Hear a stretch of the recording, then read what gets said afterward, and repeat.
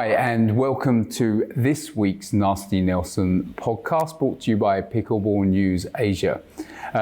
This week we're going to look into some of the things that are going on with the paddle manufacturers and pay some specific attention to Facolos and Gabe Tardio and some of the discussion that's been going on around that sponsorship deal.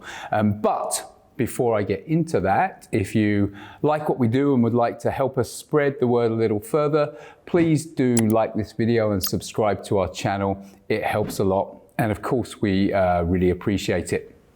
So let's get on to the topic that around the kind of comings and goings around paddle sponsorship and paddle rationalization and some of the news around paddles in general that are going on. So kind of big news was about 2 weeks ago, Facolos announced that they were signing Gabe Tardio as the face of the brand, which was kind of a big coup for Facolos. And I saw a lot of commentary about it. I think one of the most interesting ones was Zane Navaratil, who talked about it and said there's more than meets the eye to this arrangement. And he was talking about how Facolos have, been sponsoring so many players in Asia, and they are an Asian brand out of Vietnam.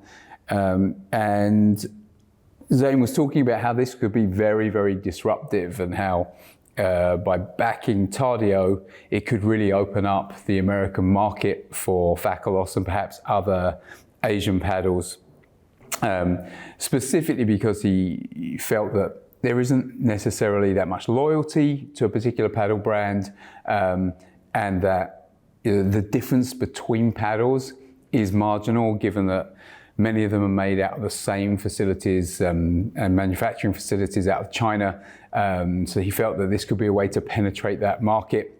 And he was looking at some of the success that they've had in Asia. Gabe Tardio just signed a massive deal with the Vietnamese paddle manufacturer Facolos, and he's going to become the highest profile player to sign with an international brand since Ben Johns brought Yola into the sport in early 2022.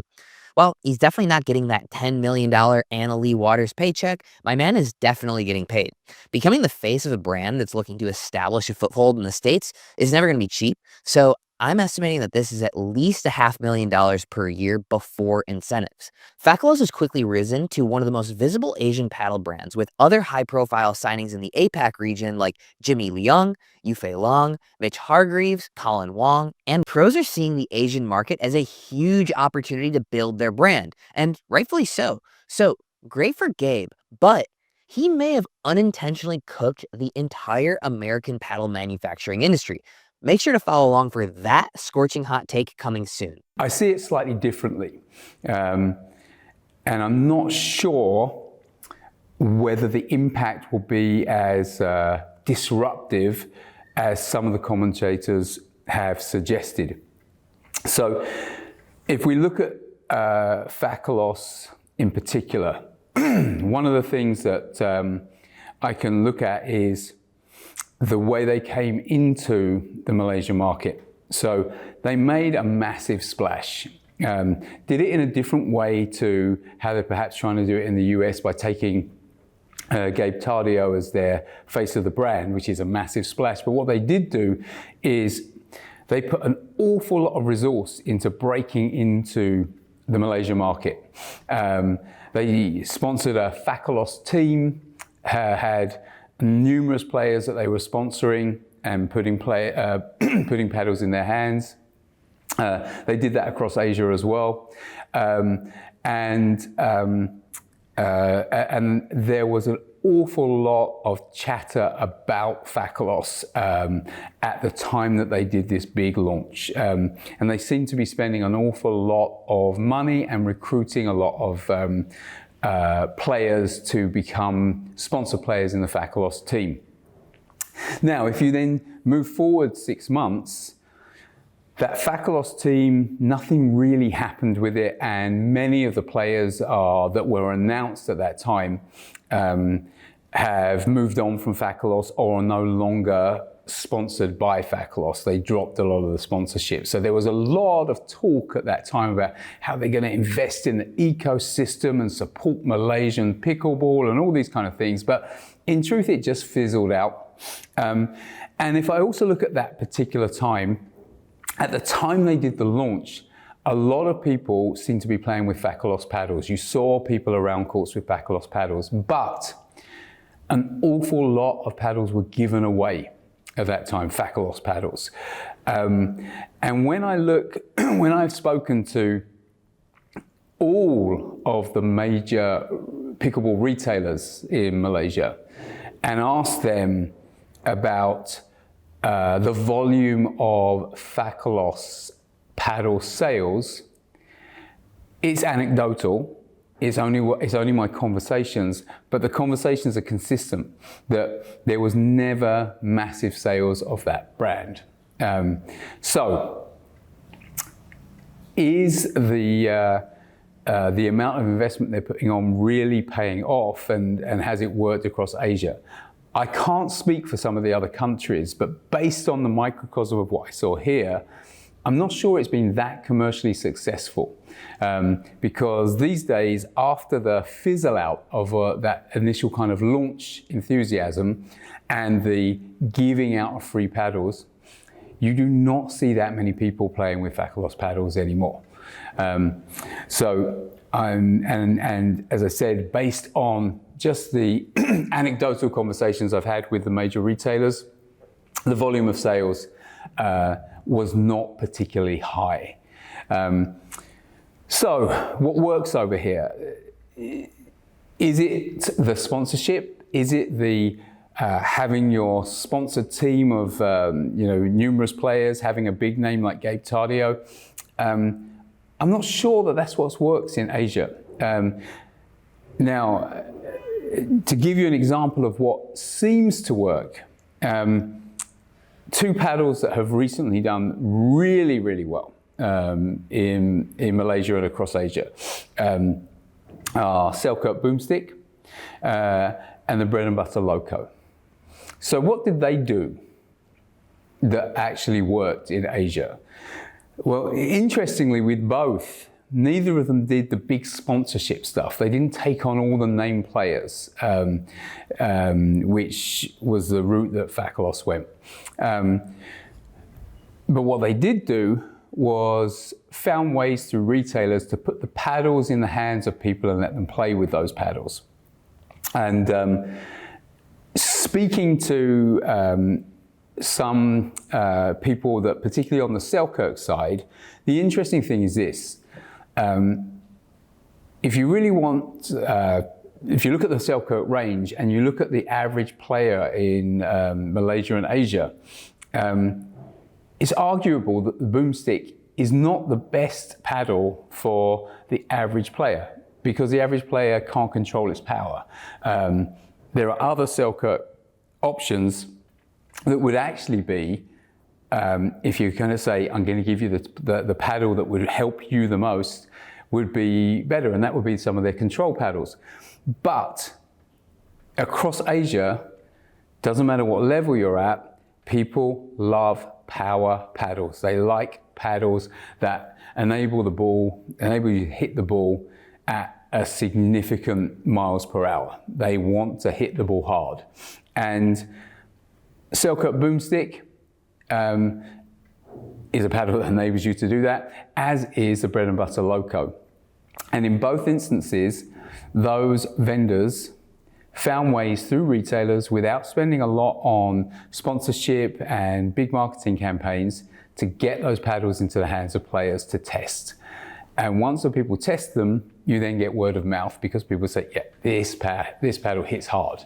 And once people realize that, things went well. So if I look at the retailers here who do bread and butter, of which there's not that many, they sold through their first batch of Locos really, really quickly. People really wanted them. And of course, as far as I'm aware, I might be wrong, but as far as I'm aware, there's no pro players that are sponsored with the Loco, as far as I'm aware. So there's no endorsement that's driving that. It's purely that People like it. It hits the ball very hard, and word of mouth gets round, and then people want to try it. Same with the boomstick. Obviously, the boomstick had a lot of online marketing, but essentially, people just tried it. People heard about it, they felt it, and it hits hard, and that works in Asia. And if you go around the courts right now, you'll be hard pushed to see one group on any court that does not have at least a couple of players with a boomstick. So the paddle has been very, very popular indeed. So then we look at the other side of what people have been saying. So again, if I look at Zane's comments in some of his videos on this, he sees that this may be a route into US markets for Facolos and maybe other Asian brands behind it. That one I'm not so sure. He may be right on that because there obviously is potentially a price difference. But I think branding still matters.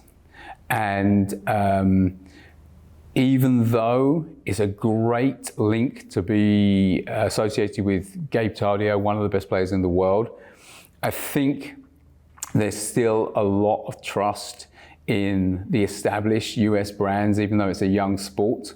And I'm not sure that just this sponsorship deal alone is going to be enough to deal with the complex idea of breaking into American markets. Many companies try to do it, and it's not easy. And if I then also take into account that with Facolos in particular, they did get paddles into the hands of people. They gave away a lot of paddles, but somehow it didn't take off in terms of sales as far as I can tell. And so what that would mean is the experience with the paddle did not have the same kind of impact as the other two paddles I just mentioned. And potentially that may end up being the case in the US as well. So I think that making the leap from saying that, or making the assumption that by sponsoring a few large US players, that will enable them to break the market, I think it's a 50-50. I think it's a very risky proposition.